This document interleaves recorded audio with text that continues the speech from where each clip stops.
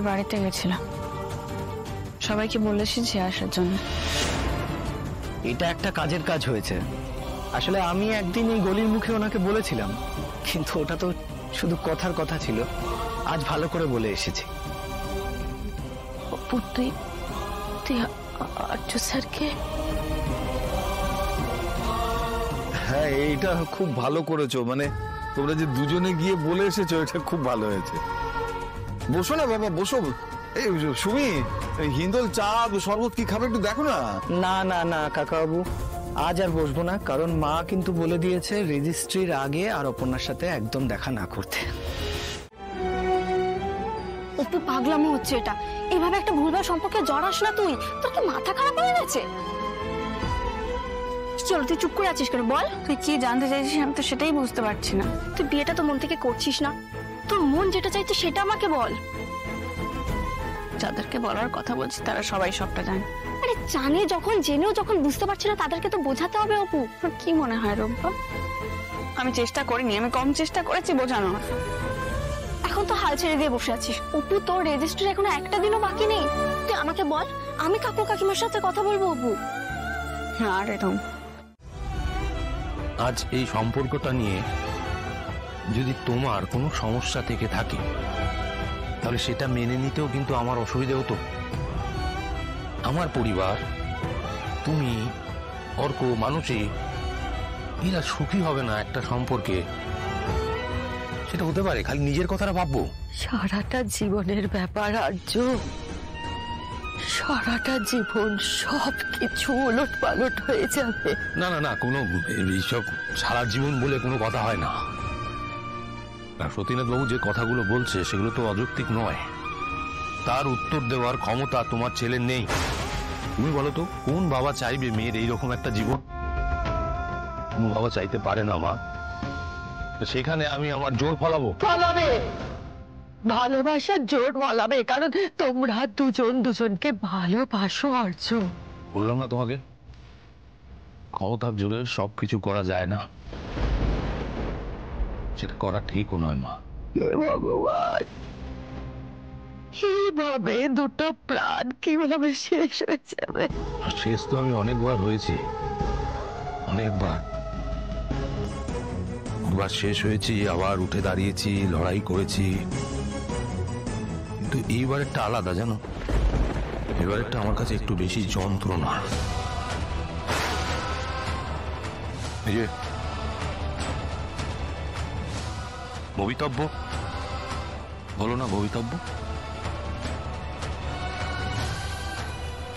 এবার যেটা হবে সেটা আমিও হতে দেব, আমি আটকাবো না। কেন বলো তো? এবং জীবনে আমি যখন কিছু চেয়েছি পাইনি মা, কিচ্ছু পাইনি। তাই আমার জন্য কোনো কিছু আটকাবে না, আমিও আটকাবো না। আমি ঠাকুরকে বলেছিলাম যাতে তোরা দুজন এক হন। আমি চেয়েছিলাম জানিস তো, যাতে দুজন ভালোবাসার মানুষ এক হয়। আমি এটা কখনো চাইনি, আমি এটা কখনো চাইনি।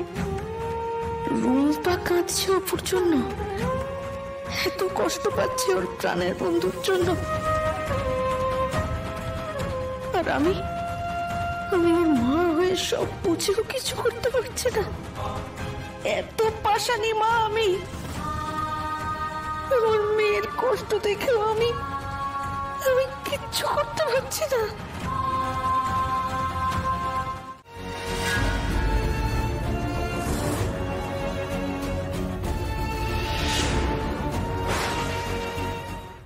ওরে বাবা, এত কিছু! মা, আমার একমাত্র ছেলের বউ এর থেকে কমে হয় নাকি?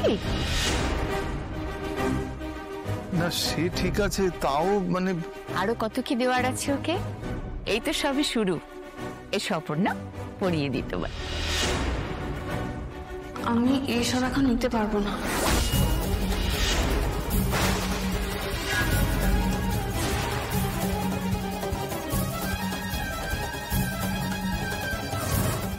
আশীর্বাদ করতে একবারও না করিনি, আমি শুধু এটা বলতে চেয়েছি যে এই গয়নাগুলো আমি এখন নিতে পারবো না। এটা তুই কি বলছিস অপু? উনি তোর জন্য ভালোবেসে সমস্ত নিয়ে এসেছেন আর তুই না করছিস? সেদিনকে সত্যনারায়ণ পুজোর দিনও তোমার হাত পুড়ে গেছিল, আমি তোমাকে বালা পড়াতে পারিনি। আর আজকে তো ও নিজে মুখেই বলছে ও সব নেবে না। দিদি, অপু অকারণে কিছু বলে না। এই কেন নিতে চাইছিস না তুই খুলে বল না মা। তোমরা বোধহয় আমার কথাটা ভালো করে শোনোনি। আমি বলেছি আমি এগুলো এখন নিতে পারবো না, আগে বিয়েটা হোক। বিয়ের পর তো আমি ওনাদের বাড়িতেই যাব, তখন এসব নেবক্ষণ। তা আশীর্বাদী গয়না তো বিয়ের আগেই দিতে হয়, তো এখন দিলে কি ক্ষতি? ক্ষতির জন্য নয়, আসলে আমার বাবা মা আমার বিয়েতে যা দেবে সেই গয়না পরেই আমি আপনাদের বাড়িতে যেতে চাই। ওই বাড়িতে যাওয়ার পরে আপনারা যে যা দেবেন আমি খুশি হয়ে নেব, তখন কোনো আপত্তি করব না। না, আমি তো এসব ব্যাপার স্যাপার কিছু বুঝতেই পারছি না। আমি এরকম প্রথমবার শুনছি।